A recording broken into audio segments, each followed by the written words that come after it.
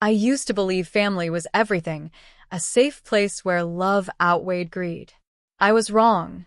The day my parents smiled as they handed my $10 million inheritance to my sister, I realized love had a price, and I couldn't afford it anymore. They didn't just take the money. They took my home, my future, and every piece of dignity I had left. I remember standing in the rain, suitcase in hand, watching the house I grew up in disappear behind closed gates. My sister's laughter echoed from the balcony, the same sister who once cried on my shoulder, swearing we'd always have each other. But betrayal has a way of waking something inside you, something sharp, cold, and patient. I didn't scream. I didn't beg. I simply walked away and began planning. They thought I was gone for good, broken beyond repair. But they had no idea what I was building in silence, or how far I'd go to take back everything they stole. Because when you lose everything, you stop playing by the rules. And when I came back into their lives, it wasn't for forgiveness. It was for justice.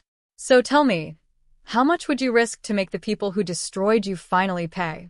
Before everything fell apart, my life felt settled. Not perfect, but steady, the kind of peace you don't question because you're too busy living inside it. I had worked for years to build something of my own, a small but thriving interior design studio that finally gave me the freedom I dreamed of. My parents said they were proud, though their smiles often carried something else, a quiet judgment I chose to ignore. I lived in a modest apartment overlooking the city. Every morning, sunlight streamed through my curtains, landing softly on the sketches scattered across my desk.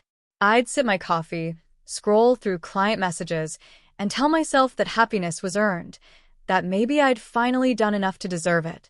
My sister, Lena, would call sometimes, her voice sugar-coated, asking how business was going.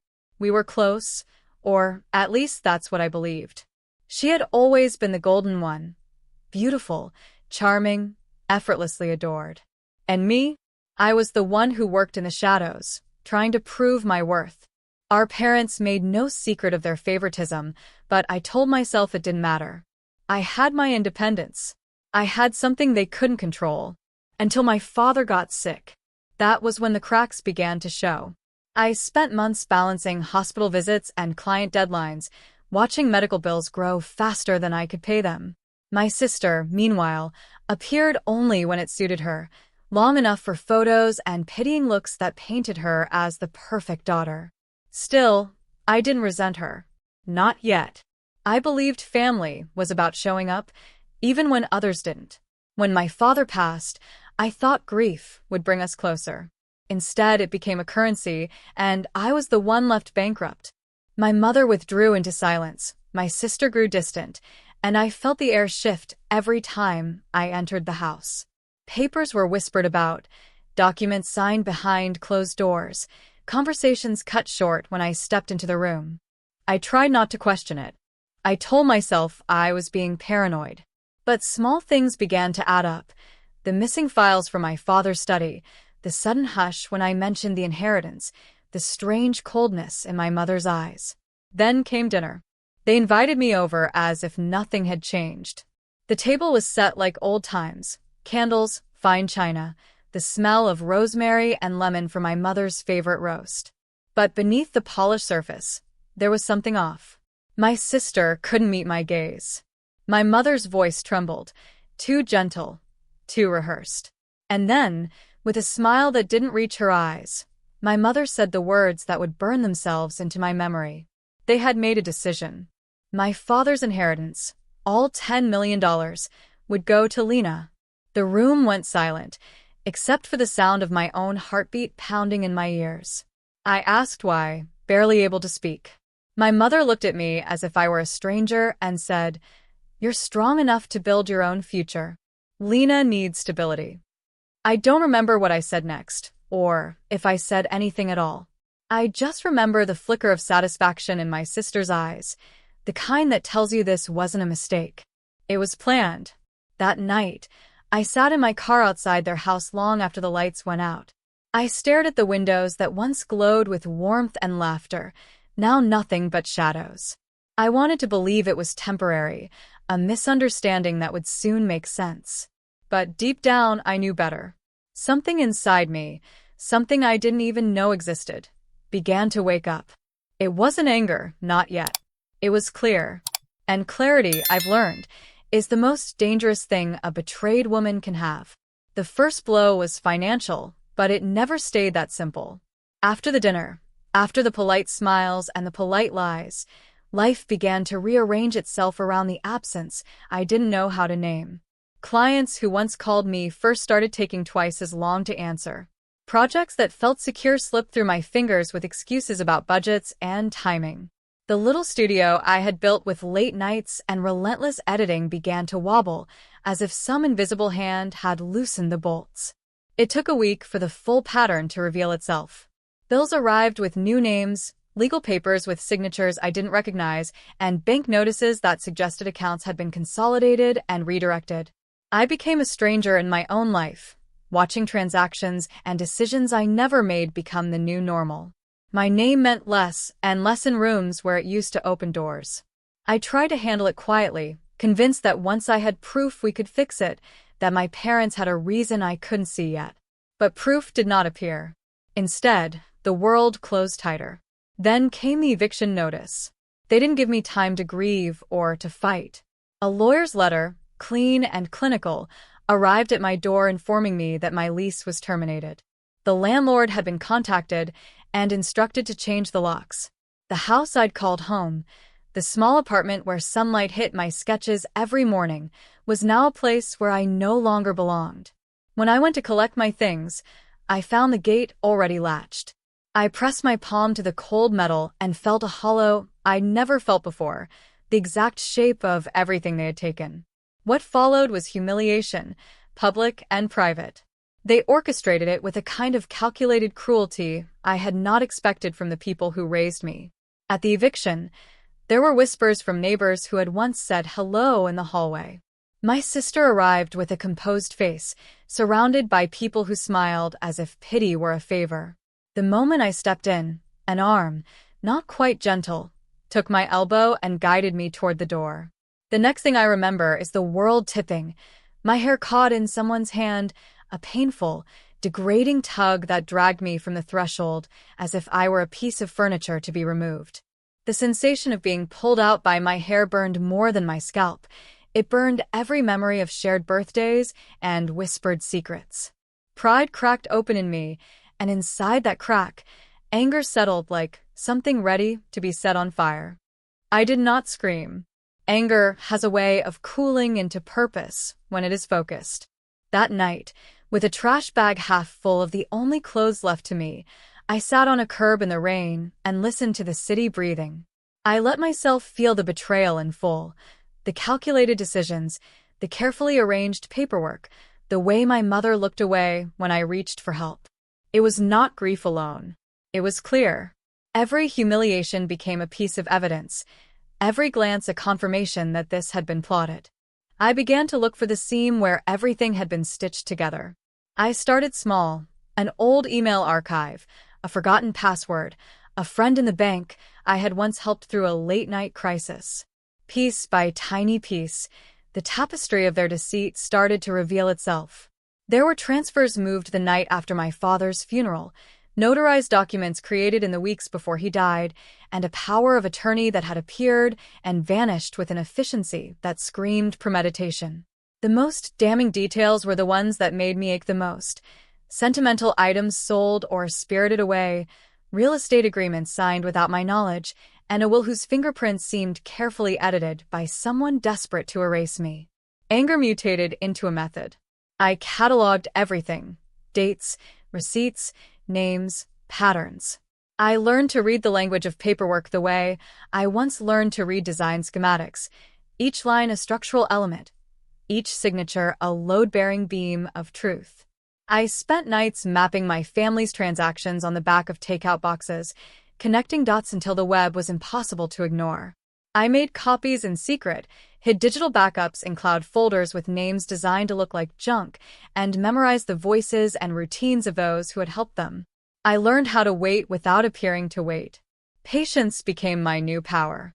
Meanwhile, my sister presented herself to the world as the one who had suffered losses, as the daughter who had stepped up when illness demanded sacrifice.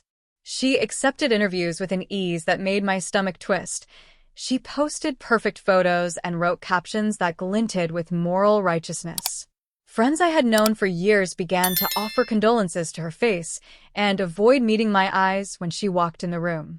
Reputation, I discovered, is a currency more pliable than money, and she had learned to spend it with finesse. I tried to confront them once, not in dramatic scenes but quietly, with documents laid out like a map of betrayal. I expected gasps, apologies, the murmur of people who realized their mistake and desired to fix it. Instead, I met rehearsed pity and the kind of platitudes that serve as shields, not repair. My mother spoke about choices made for the family, and my sister returned the same practiced smile, as if we were actors in a play where I had missed my cue. I walked away with my head held high, while a different kind of fire began to grow beneath my ribs. What would I do next? I asked myself that question until it stopped sounding like a question and started sounding like a plan. I cultivated new allies in unexpected places. A meticulous accountant who owed me a favor from a project I had once rescued, an old college friend who had quietly risen in the legal world, and one disgruntled employee who had their own reasons for resenting my sister's rise.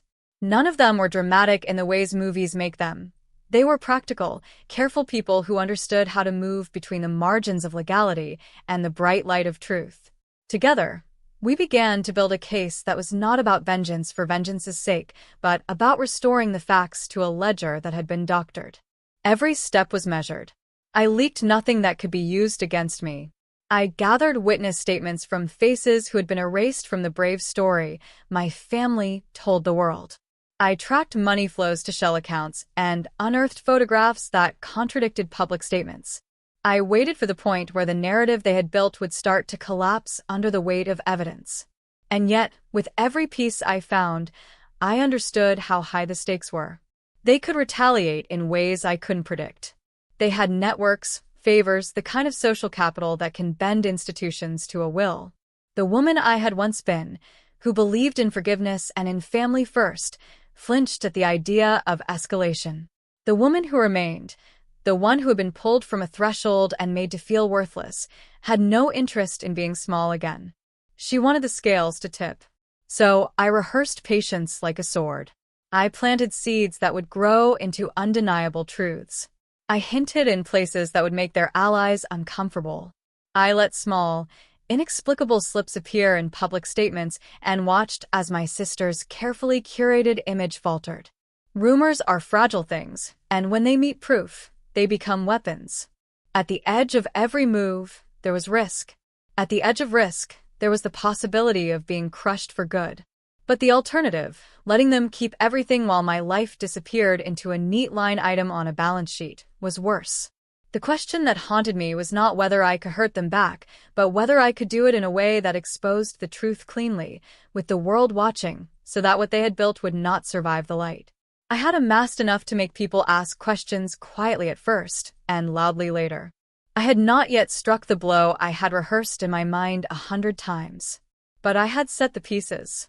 The next move would force a response. The next revelation would make them react in a way that could not be contained. Would they crumble under the pressure of exposure? Or would they fight back, fierce and unrepentant? I could only wait and watch, and prepare for the moment when everything I had gathered would not just prove my rights, but reveal who they truly were. The night I pulled the thread, everything moved with the speed of a collapsing building. I had rehearsed this moment until each breath felt like part of the script, but rehearsal could never fully mimic the first real crack of impact. Months of quiet work, files hidden under false names, late-night calls to allies who kept secrets like talismans, a leak arranged to a journalist who owed me more than gratitude, all funneled into a single hour where truth and consequence would collide. I chose a place that held meaning, the charity gala where my sister wore virtue like armor. The room glittered with lights and the calm laughter of people who believed appearances could smooth over any moral fracture. Champagne moved between crystal and polished smiles. My sister glided through it all, immaculate, perfectly composed, the image she had sold to the world. It was the perfect stage for the illusion to meet the facts. I walked in carrying nothing that looked like a weapon. Instead, I had objects far more dangerous: a small stack of printed bank statements, notarized copies of documents they had tried to erase, photographs of signatures and transfers laid out like a roadmap of deceit. My allies were in the wings: an accountant with steady hands, a lawyer who had the look of someone who did not ask permission to do what was right, and a reporter whose camera would translate truth into a public record. I did not march to the podium or demand attention. I let the room continue its polite breathing while I moved quietly to the table where my sister sat surrounded by admirers. I placed the folder down like a small, ordinary thing. A server wiped a glass and did not look twice. The first reaction was nothing, an almost cinematic pause where the world held its breath because it didn't yet know what it had to do. Then a hand brushed the papers, and the surface tension broke. The photographs spoke in a language no lie could answer. Dates stamped, transfers aligned, signatures matched. The banker's notes showed the exact accounts where money had been rerouted. The notarized power of attorney revealed signatures obtained under false pretenses. Each page was a beam under the house of cards they had built, and as I stacked them on the table, their structure began to collapse. It was not loud at first. A hush spread like a cold wind. Conversations stuttered. Faces shifted from smiling to thin-lined masks. My sister's eyes flashed, first surprise, then calculation, then something like fear. Her public performance tried to resettle itself for a second, but the sheen had cracked and the light caught the fracture. My allies began to move. The lawyer stepped forward with copies to hand out. The reporter read key figures into a recorder, and the accountant highlighted transactions that could not be explained away. Phones came out, whispers turned to recording, and an audience formed around the simple, undeniable truth. The gala, once a cocoon of societal polish, became a courtroom without walls. What followed felt both orchestrated and raw. People I had known as acquaintances shifted into witnesses. A man who had invested with my sister and once toasted her success now stared at the documents as if discovering the shape of a different person.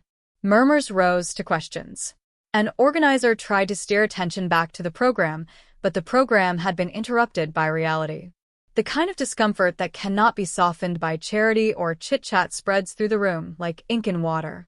My mother arrived late, her face a study in contradictions, piety and panic braided together. She looked as though someone had stolen a private memory and displayed it without context. There was no immediate confession, no crumpling apology. People who had once smiled at my sister's charm now shuffled, seeking moral ground. A few made excuses and left, unwilling to be present for what truth demanded. Others stayed, anchoring themselves with the purity of watching injustice unspool. The crucial moment was not a single revelation, but the way the revelations connected to form a story that could not be dismantled by platitudes. It was seeing the pattern laid bare, the narrow threads of deception highlighted so plainly that denial became a small, ridiculous thing. I watched my sister's composure falter not with one theatrical collapse, but with 1,000 tiny fractures, an involuntary look, a hand that trembled, a smile that no longer reached the eyes. As the crowd swelled with the electricity of scandal, I felt an unexpected tug of something like sorrow. The person who had been my sister once existed beyond the layers of strategy and pretense. In the blaze of exposure, I glimpsed the cost of what we were doing. Revenge had a face now, and it was not entirely unfamiliar. But the sorrow was a thin veneer over a deeper current, relief that the truth had finally escaped the lock they had put it behind. Outside the room, the world began to realign. Phones carried fragments of the night into timelines and group chats, and the journalist's story would ripple through networks and feeds within hours. I had wanted the light to reach beyond the walls of that ballroom because private cruelty flourished in the dark. Exposure was the most efficient medicine I had. The stakes were higher than I had imagined. This was not merely reclaiming money or property. It was asking the public to decide what kind of people they would reward. My sister confronted me afterward, not with words, but with a look that darted between accusation and pleading. She was not the untouchable figure she had been. She was raw in a way that made the victory taste complicated. There was a temptation to offer mercy in that moment, to remind myself that family could survive exposure. But mercy had not been offered to me. The ledger had not included my name when it mattered, and this was the rebalancing I had engineered. As we left the gala, the press swarmed like hungry birds. Questions followed, and statements would be made, and lawyers would spin narratives to blunt the effect. I expected battles to come that would test the evidence, the allies, and my own nerves. I also knew that the first, most vital step had been taken. What was hidden had been shown.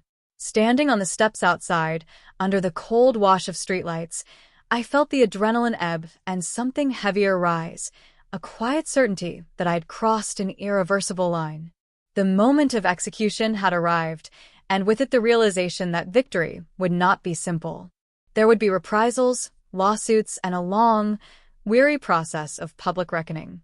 There would also be moments of small, private triumphs, the reclaiming of a document, the smile of a former client who returned, the quiet satisfaction of watching my name regain its rightful weight. But even as triumph warmed me, a different question edged in. What would I become once the last piece fell into place and the dust settled? Revenge had served as a furnace for my anger and a tool for my justice, but it could also reshape me in ways I had not anticipated. I had lit the match. The fire was spreading. The rest, how it burned them, how it burned me, and what would remain when it was over was still to be seen. When the dust settled, the silence felt deafening. It was strange, after all the chaos, after the screaming, the shock, the exposure, I expected to feel free. But instead, there was an emptiness I couldn't name. My plan had worked. Every secret they tried to bury was now out in the open. Every lie they told had turned into a noose they tied around their own necks. And yet, standing there, watching their world collapse, I realized revenge doesn't always taste like victory. Sometimes it's just quiet. Cold. In the days that followed, everything changed. They avoided me. The same people who once laughed behind my back, whispered about me, dismissed me as weak. Suddenly, I wasn't invisible anymore. Suddenly, I was the storm they couldn't control. News spread fast, screens lit up with my evidence, my recordings, my words. Everyone knows the truth now. And as their perfect reputations burned, I felt a mix of satisfaction and sadness. Because even as I watched them fall, I couldn't ignore what I'd lost to get here. Sleep didn't come easily. Every time I closed my eyes, I saw their faces. The shock, the fear, the regret. I'd wanted them to understand what they did to me, to feel the pain they caused. And maybe they did. But what about me? What did I become in the process? I started questioning everything. The girl I was before, the one who believed in forgiveness, in fairness, she was gone. The person I saw in the mirror now was sharper, colder, almost unrecognizable. And that realization cut deeper than any betrayal ever could. Yet, despite it all, I didn't regret it. Not fully. Because for the first time, I stood up for myself. I refused to be silent. I refused to let them win. Maybe my revenge came at a cost, but it gave me something too: power. The kind of power that comes from surviving the fire and realizing you're still standing. I remember walking past them one final time. Their eyes dropped, voices hushed. And in that moment, I understood. Fear had replaced their arrogance. Guilt had replaced their laughter. I didn't need to say a word. My silence was louder than anything I could have screamed. But the strangest part? The victory didn't last forever. It never does. Weeks later, as the headlines faded and people moved on, I was left alone with my thoughts. The anger that once drove me had nowhere left to go. It just lingered, like smoke after a fire, reminding you of what burned. I started wondering, had I really won, or just traded one kind of pain for another? Some nights, I'd replay everything in my head: the lies, the manipulation, the betrayal. I'd remind myself why I did it, why I couldn't let it go. And then I'd remember the look in their eyes when the truth came out, that raw, helpless fear. That's when I'd feel it, the faint ache of empathy. Not for what they did, but for how easily revenge turns us all into something darker. Still, deep down, I knew this story wasn't just mine. It's the story of anyone who's ever been betrayed, underestimated, or broken, and decided not to stay that way. The story of every person who's been told to let it go when the world refused to give them justice. Revenge isn't about cruelty. It's about reclaiming control in a world that tried to take it away. But here's the truth they don't tell you. Getting even doesn't erase the past. It doesn't undo the damage. It just evens the score on the surface. Inside, the scars stay. And sometimes, that's the real punishment. Not for them, but for us. I've learned that revenge doesn't end when the plan succeeds. It ends when you decide to stop living inside it. When you realize that freedom doesn't come from making them suffer, it comes from finally walking away. I still think about what I'd do differently if I had the chance. Would I still expose them? Would I still choose the same path? Maybe. Maybe not. But one thing's certain, I'd never let anyone silence me again. Because no matter how much pain I carried, my story mattered. My truth mattered. And if even one person out there hears it and finds the courage to fight back, to speak up, to rise again, then maybe all of this meant something. Now, when I look back, I don't see a victim anymore. I see someone who refused to stay broken. Someone who learned that strength isn't about how loud you roar. It's about how quietly you rebuild after everything's been taken from you. And that's the part no one warns you about, the rebuilding. The stillness after the storm. The moment you realize the fight is over, and the only person left to face is yourself. Would I do it again? Maybe. But this time, I'd make sure my revenge didn't consume me. I'd make sure I walked away not just as the one who won, but as the one who healed. Because in the end, revenge gave me closure, but forgiveness gave me peace. Now, when people ask me if it was worth it, I tell them this: it was never about winning. It was about being heard. And maybe that's what revenge really is, a way of screaming into the void until the world finally listens. But here's my question for you, the one I still wrestle with every night. When someone shatters your trust and takes everything you have, what's more powerful, destroying them or rebuilding yourself so completely that they no longer matter? If you've ever been betrayed, wronged, or broken, I hope my story reminds you, you're not powerless. You're not finished. You might be wounded, but you're still here. And sometimes, surviving is the sweetest revenge of all. So tell me, what would you have done?